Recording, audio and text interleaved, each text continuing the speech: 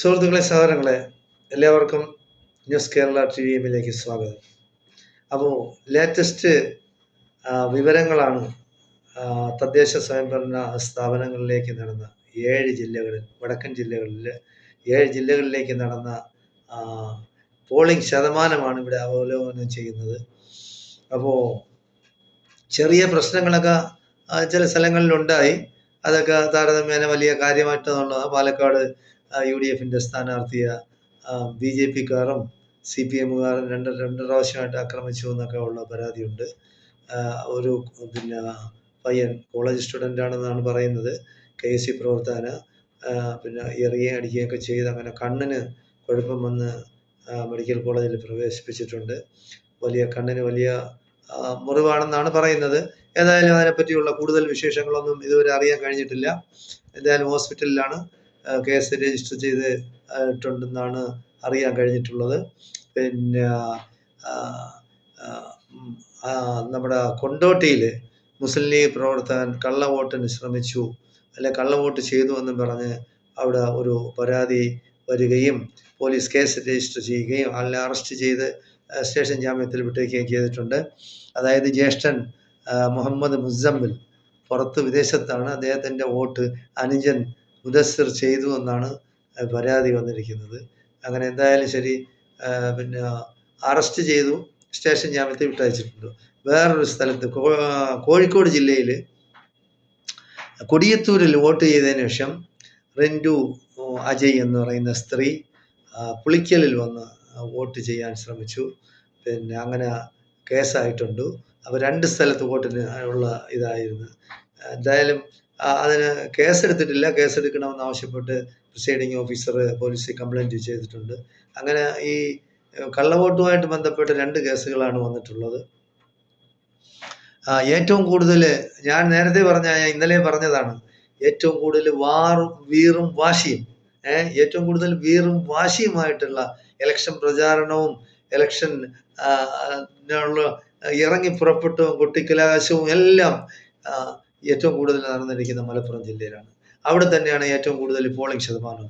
76.74% polling ആണ് മലപ്പുറം ജില്ലയിൽ നടന്നിരിക്കുന്നത്. 2ാം സ്ഥാനം വയനാടിനാണ്. 76.67% വയനാട് നടന്നിരിക്കുന്നത്. കാസർഗോഡ് 73.02%, കണ്ണൂർ 75.11%, തൃശ്ശൂർ നടന്നിരിക്കുന്നത് 71 ആണ്. കോഴിക്കോട് 76.09% പോളിംഗ് നടന്നു. പിന്നെ പാലക്കാട് 75.31. അങ്ങനെയാണ് ഇപ്പോഴത്തെ ലേറ്റസ്റ്റ് കണക്കനുസരിച്ച്. ചിലപ്പോൾ ഇതിൽ സ്വല്പമൊക്കെ വ്യത്യാസം ഇലക്ഷൻ കമ്മീഷൻ്റെ അല്ല, ഇത് ലേറ്റസ്റ്റ് ആയിട്ടുള്ള ബാക്കിയുള്ള വിവരമാണ്. പോളിംഗ് തീർന്നതിന് ശേഷമുള്ള അവലോകനമാണ്. എന്തായാലും ശരി, ഏറ്റവും കൂടുതൽ പോളിംഗ് ശതമാനം നടന്നിരിക്കുന്നത് ഈ വടക്കൻ ജില്ലകളിൽ 7 ജില്ലകളിലാണ്. അപ്പോൾ വീറും വാശിയുമായിട്ട് തന്നെയാണ് ഇലക്ഷൻ പ്രചാരണവും പോളിംഗും ഒക്കെ നടന്നിരിക്കുന്നത്. പല സ്ഥലത്തും പരാതികൾ ഇങ്ങനെ ലഭിക്കുന്നുണ്ട്. ഇടതുപക്ഷ ജനാധിപത്യ മുന്നണിക്കാരും ഐക്യ ജനാധിപത്യ മുന്നണിക്കാരും BJPക്കാരും എല്ലാം വീടുകൾ തോറും കയറി ഇറങ്ങി 2 ദിവസം നിശബ്ദ പ്രചാരണമായിരുന്നല്ലോ 9-ാം തീയതി ശേഷം. അപ്പോൾ അങ്ങനെ ആളുകൾക്ക് ഇങ്ങനെ കാശുകൾ കൊണ്ടുവന്ന് വീടുകൾ കൊടുത്തുവെന്നും പറഞ്ഞ് പല സ്ഥലത്ത് നിന്നും പരാതി വന്നിട്ടുണ്ട്. എന്തായാലും അതൊന്നും വലിയ കാര്യമായിട്ട് എടുക്കണ്ട. കാരണം പാവപ്പെട്ട ആളുകൾക്ക് പൈസ വല്ലതും കിട്ടിയ ഈ ഇലക്ഷൻ സമയത്തല്ലേ കിട്ടുള്ളൂ, അല്ലാതെ കിട്ടാൻ സാധ്യതയില്ലല്ലോ. എന്തായാലും പിന്നെ വീറും വാശിയും ഏറിയ തെരഞ്ഞെടുപ്പ് നടന്നത് ഈ 7 ജില്ലകളിലാണ്. തെക്കൻ ജില്ലകളിലുള്ള ഇത്രയും വാശിയും വീറും ഒന്നും ഇല്ലായിരുന്നു. എന്തായാലും എല്ലാവർക്കും അതായത് സമ്മതിദാന അവകാശം വിനിയോഗിക്കുക, ജനാധിപത്യവും മതേതരത്വവും ഈ രാജ്യത്ത് നിലനിൽക്കുക എന്നുള്ളത് ഓരോ പൗരന്റെയും നിലനിർത്തുക എന്നുള്ള ഓരോ പൗരന്റെയും കടമയാണ്. അത് ശരിയായ രീതിയിൽ നിങ്ങൾ എപ്പോഴായിരുന്നാലും ശരി. ഇപ്പൊ എന്തായാലും പഞ്ചായത്ത്, ബ്ലോക്ക്, ജില്ല ഇതൊക്കെ കഴിഞ്ഞ് ഇനി അടുത്ത അസംബ്ലി തെരഞ്ഞെടുപ്പ് വരും, നിയമസഭാ തെരഞ്ഞെടുപ്പ് വരും.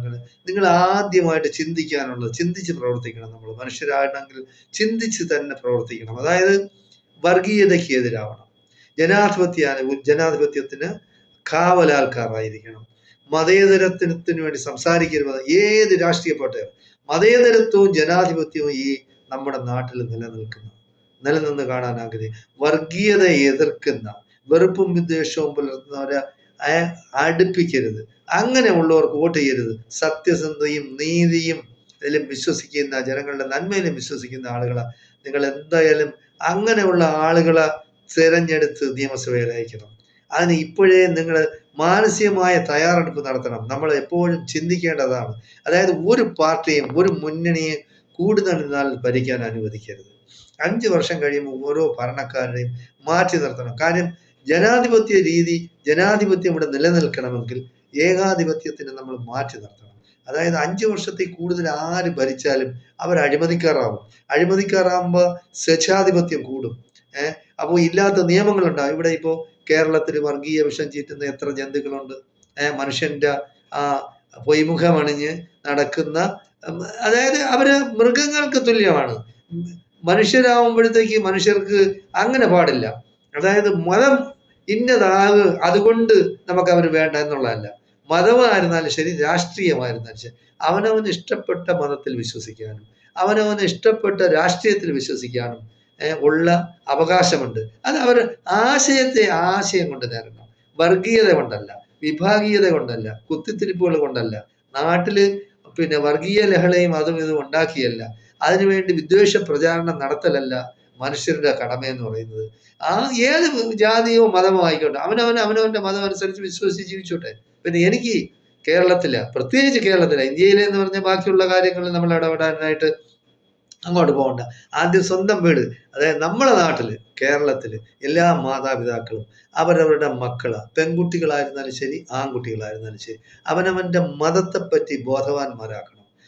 പെൺകുട്ടികളായിരുന്നാലും ശരി. ഇപ്പോൾ എന്ന് പറയുന്നത് പുരുഷ 10ാം ക്ലാസ് 11ാം ക്ലാസ് 12ാം ക്ലാസ് പെൺപിള്ളേർ ഇങ്ങനെ ആൺപിള്ളേരുമായിട്ട് ഭയങ്കരമായ സൗഹൃദവും അതും ഇതും. അങ്ങനെ അതിന് വിടരുത് നിങ്ങൾ. എനിക്ക് പറയാനുള്ളതാണ്, നമ്മൾ കണ്ടതാണ്. 19 വയസ്സുള്ള ഒരു പെൺകുട്ടി മദ്യപിച്ച് വീട്ടിൽ നിന്ന് രാത്രി ഇറങ്ങിപ്പോയതാണ്. കൂട്ടുകാരൻ, സ്നേഹിതൻ, കാമുകൻ എല്ലാമായിരിക്കാം, പിന്നെ വിവാഹ വാഗ്ദാനം നൽകിയിട്ടുണ്ടായിരിക്കും. പക്ഷെ അവസാനം കണ്ടുമുട്ടിയത് ജഡമാണ്. അതുപോലെ കുറച്ച് നാൾ മുമ്പ്, 2 മാസത്തിന് മുമ്പ് കോഴിക്കോടുള്ള ഒരു പെൺകുട്ടി മംഗലാപുരത്ത് പഠിക്കാൻ പോയി. വീട്ടുകാർ അറിഞ്ഞില്ല. മംഗലാപുരത്തുനിന്ന് കോളേജിൽ പഠിച്ച പെൺകുട്ടി എത്ര ദിവസം കഴിഞ്ഞതിന് ശേഷം കോഴിക്കോട് ഒരു ലോഡ്ജില് ശവം, മരിച്ച കുട്ടിയാണ് കാണുന്നത്. അപ്പൊ അതുകൊണ്ട് നമ്മൾ മനസ്സിലാക്കാനുള്ളത്, ഇപ്പൊ രാഹുൽ മാങ്കൂട്ടത്തിന്റെ കഥ തന്നെ എടുക്കാം. രാഹുൽ മാങ്കൂട്ടം ഒരു പെൺകുട്ടിയായിട്ട് അടുപ്പത്തിലായിരുന്നു. അത് അഡ്മിറ്റ് ചെയ്തു. രാഹുൽ മാങ്കൂട്ടം ഞാൻ ഇങ്ങനെ ആയിരുന്നു, ശരിയാണ്. അവർ തമ്മിൽ ശാരീരികമായി ബന്ധപ്പെട്ടു എന്ന് പറയുന്നുണ്ട്, രണ്ടുപേരും പറയുന്നുണ്ട്. അത് അവരവരുടെ ഇഷ്ടപ്രകാരമാണ് ചെയ്തത്. പക്ഷെ യാതൊരു കാരണവശാലും പെൺകുട്ടികളുടെ എല്ലാം എന്ന് പറയുന്ന അവരുടെ ചാരിത്ര്യമാണ്. അത് ഈ മാതാപിതാക്കള്, പ്രത്യേകിച്ച് അതായത് ഉമ്മമാര് മക്കളെ പറഞ്ഞ് മനസ്സിലാക്കണം. നമ്മുടെ എല്ലാം എന്ന് പറയുന്നത്, പെൺകുട്ടികളുടെ എല്ലാം എന്ന് ചാരിത്ര്യമാണ്. അതില്ലാതെ ഒരു പുരുഷനെ വിവാഹം കഴിച്ചിട്ട് എന്താണ്? ഒരു പുരുഷൻ എന്ന് പറയുമ്പോൾ, ഭർത്താവ് എന്ന് പറയുമ്പോൾ നമ്മുടെ മക്കളുടെ പിതാവ് അല്ലെങ്കിൽ നമ്മുടെ മക്കളുടെ അമ്മയായ ഞാൻ എന്തിന് അന്യ പുരുഷനെന്ന് കിടക്കറവിരിക്കണം? അതിന് നിങ്ങൾ തയ്യാറാകരുത്. വിവാഹ വാഗ്ദാനം ചെയ്താലും ശരി, നിങ്ങൾ എന്തെങ്കിലും പ്രേമത്തിലായിരുന്നാലും സ്നേഹത്തിലായിരുന്നാലും യാതൊരു കാരണവശാലും നിങ്ങളുടെ ശരീരം കാഴ്ചവെക്കുന്ന പരിപാടിക്ക് നിങ്ങൾ പോകരുത്. അത് നമ്മുടെ സംസ്കാരത്തിന് യോജിച്ചതല്ല. അതെല്ലാം വെസ്റ്റേൺ രീതിയാണ്, പാശ്ചാത്യ രീതിയാണ്. അതിലോട്ട് നമ്മൾ പോകരുത്. എല്ലാ ഏത് ജാതിക്കാരായിക്കണ്ട പോട്ട്, അവനവനെന്ന് പറയുന്നത് അവനവന്റെ മക്കളാ. പെൺകുട്ടികളിൽ നിന്ന് നിങ്ങളെ പറഞ്ഞ് മനസ്സിലാക്കാം. നിനക്ക് പഠിക്കണോ? അതേ വിവാഹം കഴിച്ചു പോണോ? നേരത്തെ വിവാഹം കഴിക്കണമെന്നുണ്ടെങ്കിൽ അവരുടെ ഇഷ്ടം അനുസരിച്ച് വിവാഹം കഴിച്ചു വിടണം. അല്ലാതെ പഠിപ്പിക്കാൻ നിൽക്കരുത്. പഠിക്കണമെന്ന് ആഗ്രഹം ഉണ്ടെങ്കിൽ ആവശ്യമില്ലാത്ത പ്രേമത്തിലും ശരീരം കാഴ്ചവെക്കാനും പോരുത് നിർബന്ധമാക്കണം മാതാപിതാക്കൾ. അത് പറഞ്ഞ് മനസ്സിലാക്കണം. എപ്പോഴും അങ്ങനെ ഉണർത്തിക്കൊണ്ടിരിക്കണം. അവരുടെ എല്ലാ ചെയ്തികളും നമ്മൾ കാണണം, കേൾക്കണം, അറിയണം. അതില്ലാത്ത വരുമ്പോൾ മക്കളെ പെട്ടെന്ന് വിവാഹം കഴിപ്പിച്ചു വിടണം. അതുപോലെ എനിക്ക് രാഷ്ട്രീയത്തിലുള്ളതായിരുന്നാലും അല്ലാതുള്ളതായിരുന്നാലും ചെറുപ്പക്കാരടുത്ത് എനിക്ക് പറയാനുള്ളത്, നിങ്ങളെല്ലാം കഴിയുന്നത്ര നേരത്തെ വിവാഹം കഴിക്കണം. അനാവശ്യമായ കള്ളുകുടിയും വ്യഭിചാരത്തിനും നിങ്ങൾ മുതിരരുത്. ഈ നാട് നശിപ്പിക്കരുത്. നാട്ടിൽ പ്രശ്നങ്ങൾ ഉണ്ടാകുന്ന മൊത്തം കൂടുതലും ഒന്നുകിൽ പണം അല്ലെങ്കിൽ പെണ്ണ്. അപ്പൊ ഇങ്ങനെയുള്ള ഒരു പരിസ്ഥിതി ഉണ്ടാകാതെ മാതാപിതാക്കൾക്ക് ചുമതലയാണത്. അവരുടെ ചുമതലയാണ് മക്കളെ ശ്രദ്ധിക്കുക എന്നുള്ളത്. ആണാവട്ടെ പെണ്ണാവട്ടെ. ആണാവുമ്പോഴത്തേക്ക് എങ്ങനെ അഴിച്ചുവിടാമെന്ന് നിങ്ങൾ കണക്കാക്കരുത്. അവർക്കും ഒരു ടൈം വെക്കണം. രാത്രി ഇന്ന സമയത്തിന് ശേഷം പുറത്തു വിടരുത്. ആ മക്കളാവട്ടെ പെൺമക്കളാവട്ടെ, യാതൊരു കാരണവശാലും അങ്ങനെയുള്ള സംസ്കാരമൊന്നും നമുക്കില്ല. അത് പണ്ട് കാലത്ത് എങ്ങനെയാണോ ജീവിച്ചത്, നിങ്ങളെല്ലാം ഇപ്പൊ എൻ്റെ പ്രായത്തിലുള്ള അല്ലെങ്കിൽ എന്നെക്കാൾ സ്വല്പം പ്രായം കുറഞ്ഞുള്ള മാതാപിതാക്കള് നിങ്ങൾ മക്കളെ നല്ലതുപോലെ വളർത്തണമെന്നാണ് എനിക്ക് പറയുന്നത്. ഏത് ജാതി ആയിക്കൊണ്ട് പോട്ട്, ജാതി ഒന്നും നമുക്ക് പ്രശ്നമല്ല. ഏത് ജാതിയായിരുന്നാലും മക്കളെ നിങ്ങൾ ഇതെല്ലാം പറഞ്ഞ് മനസ്സിലാക്കി നമ്മൾ സമാധാനത്തിലും സന്തോഷത്തിലും സൗഹൃദത്തിലും അയൽപക്കക്കാരുമായിട്ടായിരുന്നാലും ശരി മക്കളെ അഴിച്ചു വിടുന്നതിന് ഒരു പരിധി നിശ്ചയിക്കണം. ഇപ്പൊ നമ്മൾ കാണുന്നതാണ്, ചാനലിലൊക്കെ വന്നിരുന്ന് ശാരീരികമായി ബന്ധപ്പെട്ട കാര്യങ്ങളൊക്കെ പച്ചയ്ക്ക് അർത്ഥനഗ്നരായിട്ട് വിളിച്ചു പറയുന്നത് നമ്മൾ കേൾക്കുന്നില്ലേ? ഇത്ര അധപ്പതിക്കാൻ നമ്മൾ എന്താണിത്? ഇത് കേരളമല്ലേ, ഇത് ഭാരതമല്ലേ, ഭാരത സംസ്കാരത്തിന് യോജിച്ചതാണ്. അത് നമ്മൾ മനസ്സിലാക്കി പ്രവർത്തിക്കണമെന്നും. എന്തായാലും ശരി, ഇപ്പൊ രാഷ്ട്രീയം പറഞ്ഞ അവസാനം ധാർമ്മികമായ കാര്യങ്ങളിലേക്കാണ് നമ്മൾ പോയിരിക്കുന്നത്. എന്തായാലും ശരി, മാതാപിതാക്കൾ ശ്രദ്ധിക്കണമെന്ന്, മക്കളുടെ കാര്യത്തിൽ ശ്രദ്ധിക്കണം. മക്കൾ നഷ്ടപ്പെട്ടു പോയാൽ നമ്മൾ വളർത്തി വലുതാക്കി കൊണ്ടുവന്ന് 18 വയസ്സ് 19 വയസ്സ് 17 വയസ്സിലൊക്കെ ആത്മഹത്യ ചെയ്യുന്ന അല്ലെങ്കിൽ ആരെങ്കിലും കൊലപാതകം നടത്തുന്ന ആ പെൺകുട്ടിയെ ഒരുത്തൻ തലക്കടിച്ചു വന്ന് മദ്യപിച്ചു എന്നാണ് പറയുന്നത്, പെണ്ണും അവനും. അപ്പോൾ അതിന് വിടരുത്. ഏത് ജാതി ആയിക്കൊണ്ട് പോട്ടെ, അങ്ങനെയുള്ള ഈ മദ്യ വ്യവസായം നടത്തുന്നവന്മാര് തന്നെ അവന്മാരെയൊക്കെയാണ് ആദ്യം ജയിലിൽ അടയ്ക്കുന്നത്. മദ്യം നിർത്തലാക്കണം, വ്യഭിചാരം നിർത്തലാക്കണം, ഇതിനെതിരെ പ്രതികരിക്കണം. ഇവിടെയുള്ള പിന്നെ ജാതിക്കാരും മതക്കാരും ഒക്കെ എവിടെ പോയി? ഹിന്ദു മതക്കാർ ഇപ്പൊ RSSും BJPക്കാരും എന്താ ഇതിനു വേണ്ടി പ്രചാരണം നടത്താത്തത്? അതുപോലെ ക്രിസ്ത്യൻ പാതിരിമാരും അച്ഛന്മാരും എന്താണ് ഇതിന് പിന്നെ നടത്താത്തത്? അതുപോലെ തന്നെയാണ് മുസ്ലിങ്ങളും. മുസ്ലിം നേതാക്കന്മാരും ഇതിന് എതിരെ പ്രചാരണം നടത്തണം. അതായത് മക്കളെ നിങ്ങൾ നല്ലതുപോലെ വളർത്തി വലുതാക്കി ആരെങ്കിലും കയ്യിൽ ഏൽപ്പിച്ച് വിടണം. അങ്ങനെ വേണം ചെയ്യാനുള്ളത്. അല്ലാതെ ആരെങ്കിലും കൂടെ പോട്ടെ വ്യഭിചരിച്ചിട്ടോ കള്ളു കുടിച്ചിട്ടോ വരട്ടെ എന്നുള്ള മനസ്ഥിതി മാതാപിതാക്കൾ മാറ്റണമെന്നും ശരിയായ ധാർമ്മിക ചിന്തയിൽ മക്കളെ വളർത്തണമെന്നുമാണ് എനിക്ക് ഈ നമ്മുടെ നാട്ടിലെ എല്ലാ മാതാപിതാക്കളോടും പറയാനുള്ളത്. എന്തായാലും ശരി, നിങ്ങളൊക്കെ ശ്രദ്ധിക്കണം. രാഷ്ട്രീയമായിരുന്നാലും ശരി, മതമായിരുന്നാലും ശരി, ധാർമ്മികതയ്ക്ക് നമ്മൾ വില കൽപ്പിക്കണം. ഇവിടെ വന്നിരുന്ന ചാനലിൽ വന്നിരുന്ന ഓരോരുത്തന്മാര് പറയുന്ന ആ ബിടായി കേൾക്കുന്നതല്ല, നമ്മൾ ആത്മാർത്ഥമായി നമ്മുടെ ഹൃദയം കൊണ്ട് അതിനെ ഉൾക്കൊണ്ട് പ്രവർത്തിക്കണമെന്ന് ഞാൻ എല്ലാവരോടും അഭ്യർത്ഥിക്കുകയാണ്. നന്ദി, നമസ്കാരം, ജയ് ഹിന്ദ്, ജയ് ഭാരത്.